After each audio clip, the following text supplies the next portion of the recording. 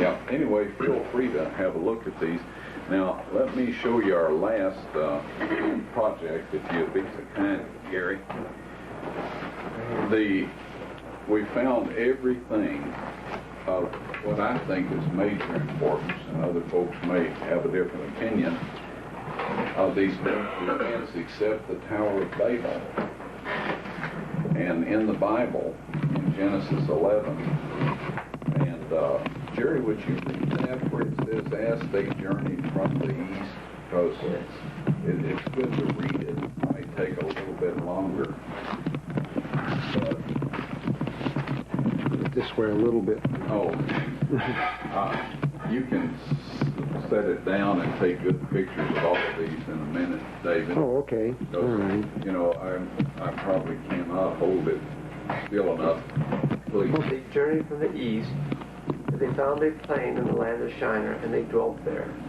Okay, and then it goes on to say that they said, come, go to, let us build us a city and a tower, lest we become scattered over the face of the earth.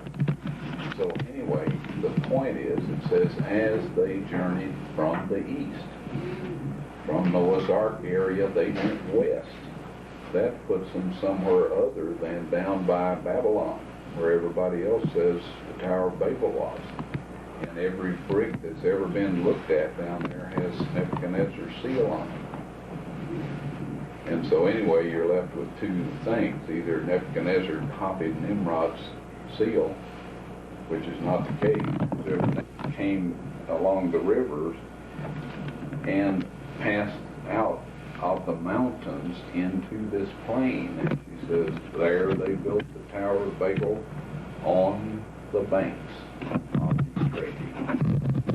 And so anyway, given that information, we went over and got tickets to fly from Istanbul to Diyarbakir. And God had arranged that commercial airline flew right past the Tower of Babel, where I could get a perfect shot of it right out the window. Yeah, okay, go ahead. And there it is, the top of that picture.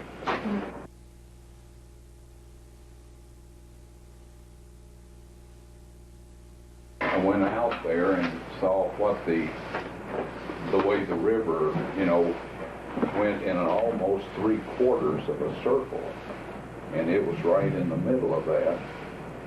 So when I got back home, somehow or the other, we came up with this book that was a mineral radar scan from the shuttle of that part of Turkey. And there sits the Ark of the Covenant. Ark of the Covenant. The Tower of Babel with this radar penetration right through to the ramps, counterclockwise ramps, and you can see them right there.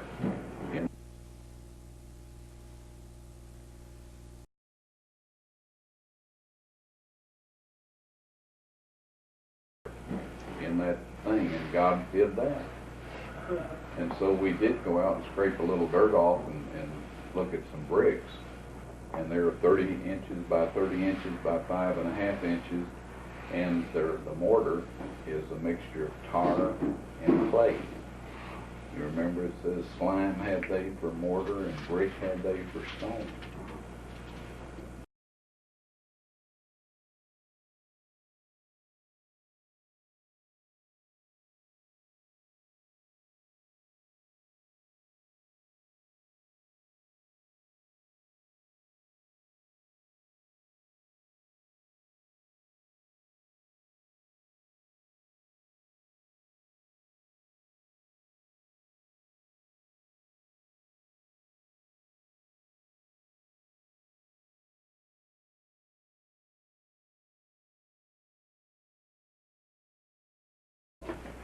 Jerry and these young frisky fellows over here, Lord willing, going to go out and climb up the thing and see what we can see, you know. And then I guess that'll be done. And the only thing left then is bringing out the tables of stone. Now. Well, that's all in God's timing with the Sunday law and right. all these events hit the world. I believe after praying about all of this, that, and Sister White's comments about people, you know, when we tell them that there will be a Sunday law, that they'll say that's ridiculous because we live in a free country and have freedom of worship. That can never happen in America. So anyway, after the first Sunday law is passed is when we're going to put this on display, so that people will see God's law, what His requirements are, and then they will see the laws of man, which if I'm still privileged to be working and presenting this stuff, I'll quote what Christ said to His disciples about the Jewish leaders. He said, "For it is in vain that they do worship me, teaching for doctrines the commandments of men." And just make it as clear as a bell to everybody. Folks, this is the mark of the beast here, and this is the seal of God here. And you have to decide which way you're going to go.